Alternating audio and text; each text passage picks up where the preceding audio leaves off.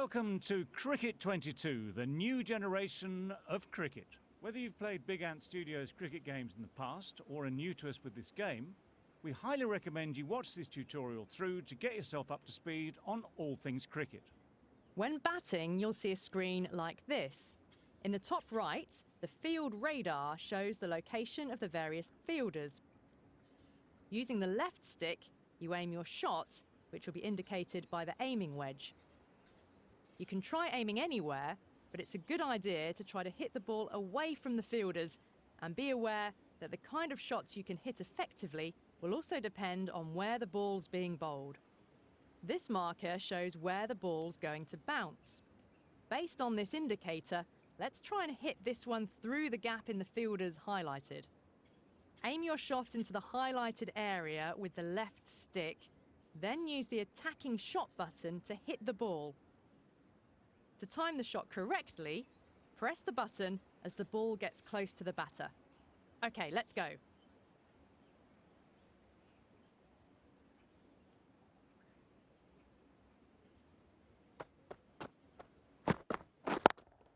Nice! Great start!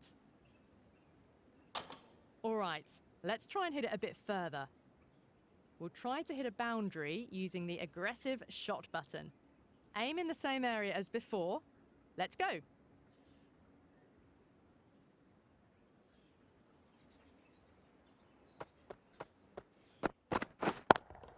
Not bad. You just need to press at the right time to get a successful shot. So let's try that again.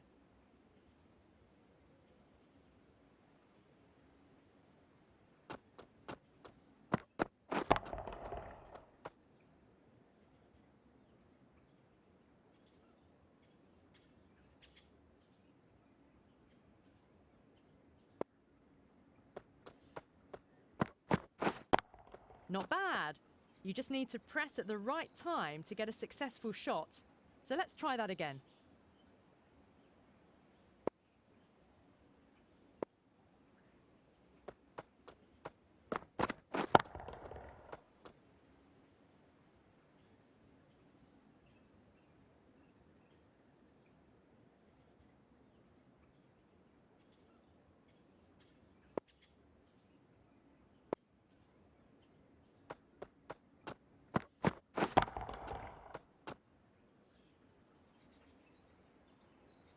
Awesome work.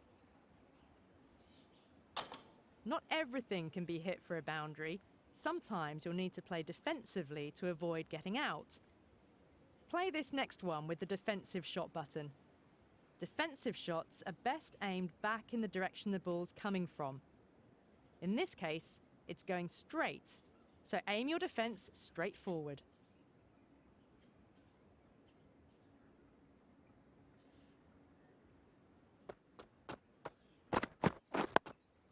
Nice defense. Sometimes you won't be able to hit all the way to the boundary, so you can score by running between the wickets. Press the run button after playing a shot to begin running, and press it again to queue up a second run if you've hit the ball far enough. If you think you haven't, you can cancel a run using the cancel run button, or use the sprint button to run a little bit faster to make up the distance.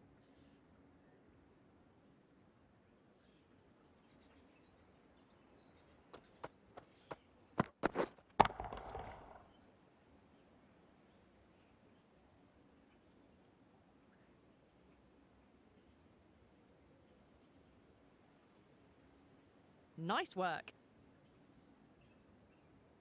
One way of getting out is through the LBW rule. If a player gets hit by the ball in a position where the ball would have hit the stumps if they weren't standing there, then they can be given out LBW, provided the ball meets a few conditions. Now, this is a little technical, but it's one of the most important rules to understand in cricket. For an LBW to count, firstly, the ball needs to pitch inside the line of the leg stump. That is, to have it bounce for the first time in this area. Next, it needs to hit the batter in line with the stumps, unless the batter didn't attempt to play a shot, and then be projected to hit the stumps. In most matches, your team has a limited number of chances to review an umpire's decision if you're judged out LBW but you don't think it's met these requirements. Try this out for yourself. Watch the following delivery and then decide whether to review the decision.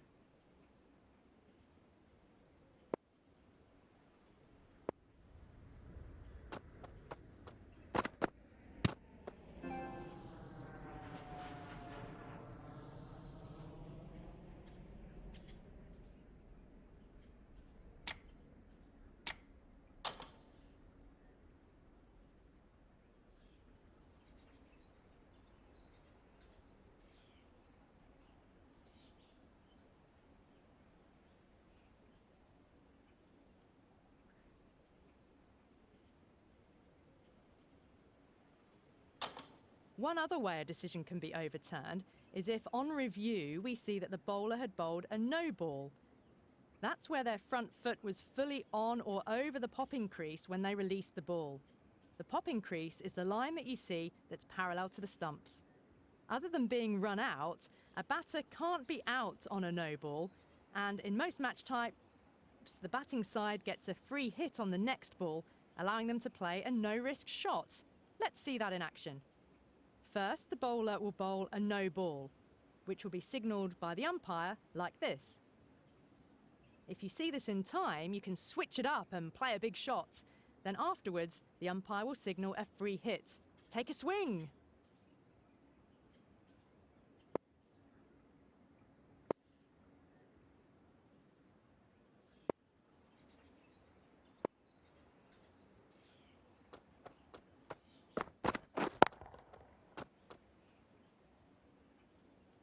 Oh well, missed an opportunity there.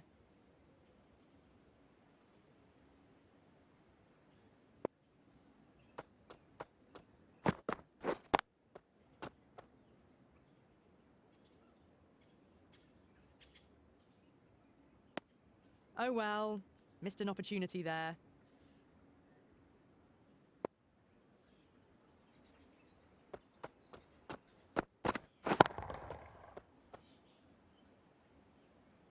Nice shot.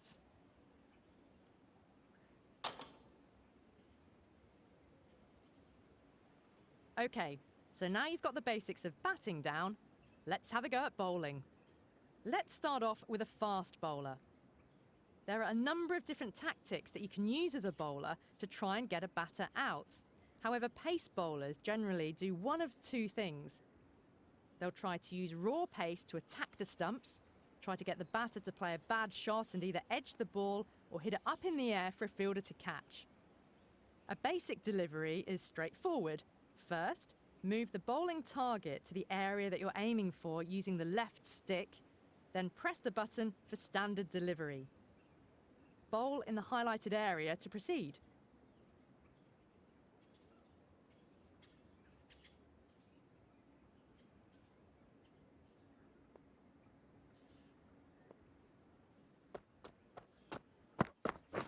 Good job. Aside from standard deliveries, there's a variety of different ways the bowler can bowl. For a pace bowler, these include bowling swing, which tries to have the ball change direction in the air to cause it to deviate from a straight path, either in towards the batter or out and away from the batter. Cutters, on the other hand, cause a direction change on the bounce of the ball.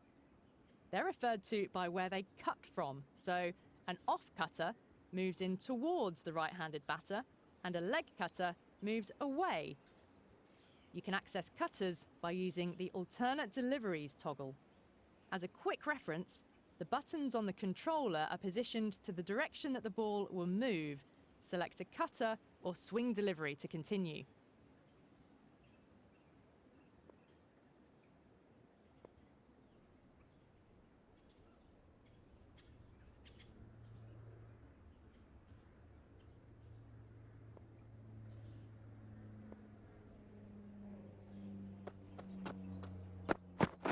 Well done! Once you've selected a delivery, the next step is to actually bowl the ball. For pace bowlers, there's two parts, the jump and the release. Press the chosen delivery button again at each point. Once you've selected your delivery type, a timing meter will show and a line will move downwards. Hit this in the green zone for an ideal jump input. This will then change to the release input and the line starts moving upwards. Again, hit in the green zone for ideal input.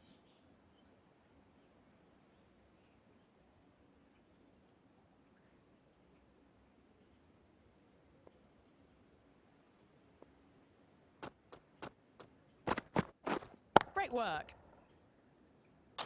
Inputting timing in the red zone will result in a no ball, as the bowler will mistime their release and have their foot land over the line. Bowl a good or ideal timing delivery to continue.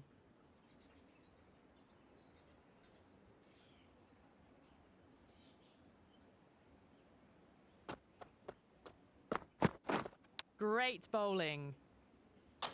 Alongside this type of no ball, you can also bowl a no ball if you bowl too high above the batter's head too many times in an over.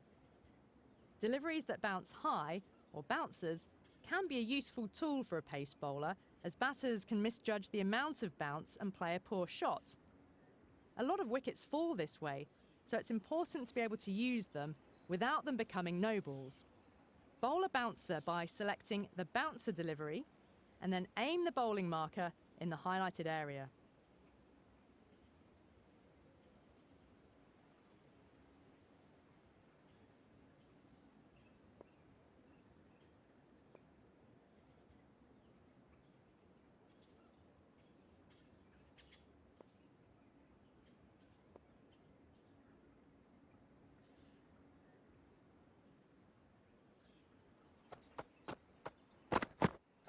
Good job! Aside from no balls, the bowler needs to also avoid bowling wides. The area that counts as a wide differs based on whether it's a test match or the more narrow margin for error in limited overs matches like 2020. If the ball passes a batter outside these ranges, the umpire can signal a wide. This will result in the batting side being awarded a run and needing to bowl the ball again.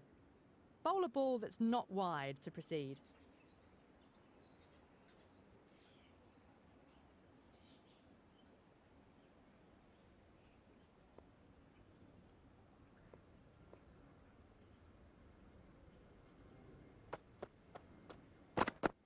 Good job. Right, let's continue. So far, we've bowled with a pace bowler. So now let's try out a spin bowler. But first, we'll need to select one. You can change bowlers at the start of each over by opening the Tactics menu prior to bowling the first ball. First, press the button for Quick Tactics to open the menu, then highlight the Manage Bowler row and press the button to open the Manage Bowlers menu. The Manage Bowlers screen will give you information about the bowlers you have available, including their skill level rating, the number of overs they've bowled, their bowler type, as well as their fatigue level. At this stage, we want to select a spin bowler. Now, spin bowlers are labelled as leg spin, LS, off spin, OS, slow left arm orthodox, SLO, and slow left arm unorthodox, SLU. Select a spin bowler from the list.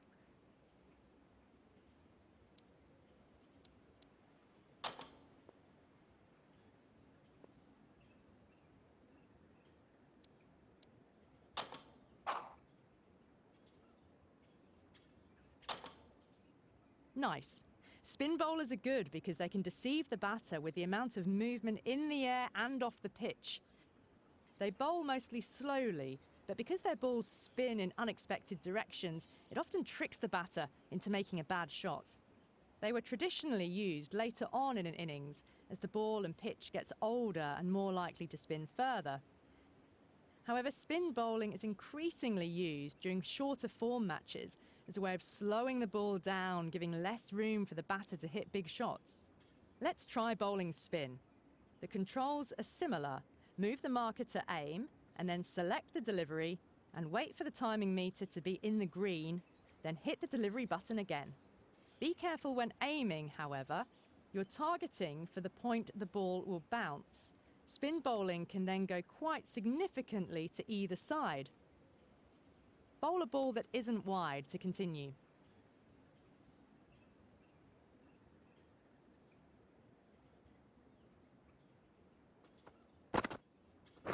Nice. Bowlers can take different approaches when bowling. This can be used, for example, to adjust for the amount of spin that the bowler's getting. Change your bowler's approach to go around the wicket by pressing the directional button to move the player onto that side. Bowl a ball from around the wicket to continue.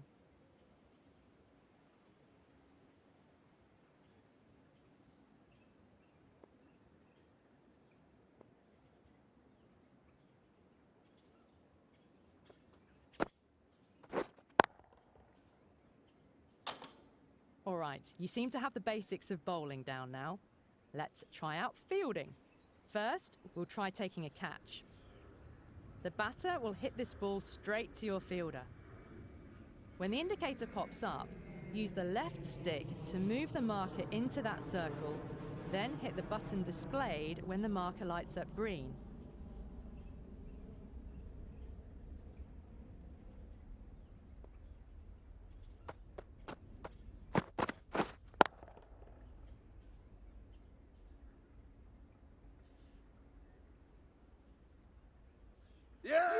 Nice catch. To get opportunities to take catches, you'll need to make sure you have fielders in the right places. Where you place your fielders can depend on the progress throughout the match. At times, you'd put them near the boundary if you want to prioritise stopping boundaries. At other times, having lots of close infielders can get you wickets. On this occasion, though, we want to put a fielder in the slips area to maximise our catching opportunities. Open the field editor using the button, then we want to move a fielder to first slip.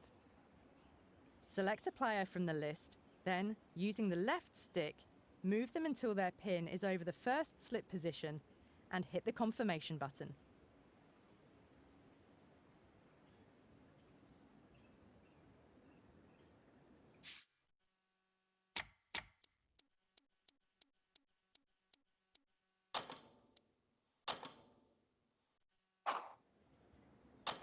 Nice. This time we're going to take a slips catch.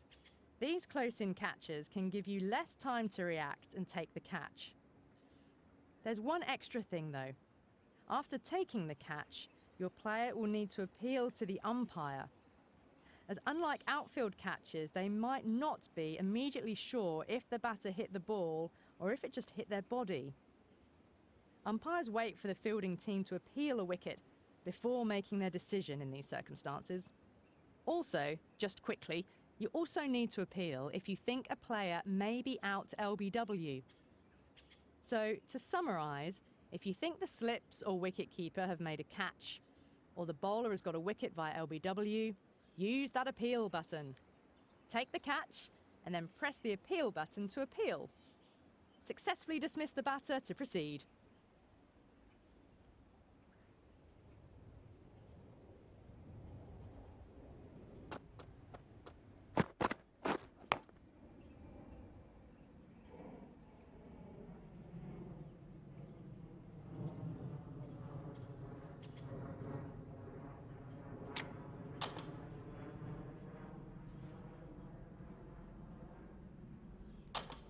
Earlier on, we had you running between the wickets to avoid being run out.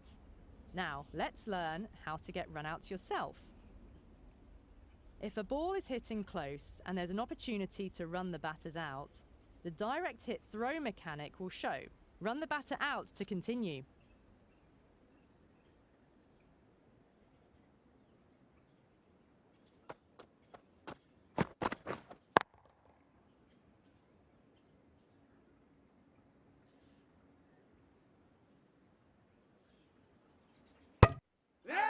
Great work, they're out. If your fielder is further out, you have different options when throwing, with options to throw the ball back safely or take a more risky throw, trying to get a run out. If you aim for a run out, if you mistime the throw, you may throw it past the fielders that are there to catch the ball for you. This is called an overthrow, and it often allows the batters to run more or even have the ball go for 4 bonus runs to the other side. In addition to selecting the type of throw, you also select the end to throw to with the aiming controls. Throw a ball in from the outfield without causing an overthrow to complete the tutorial.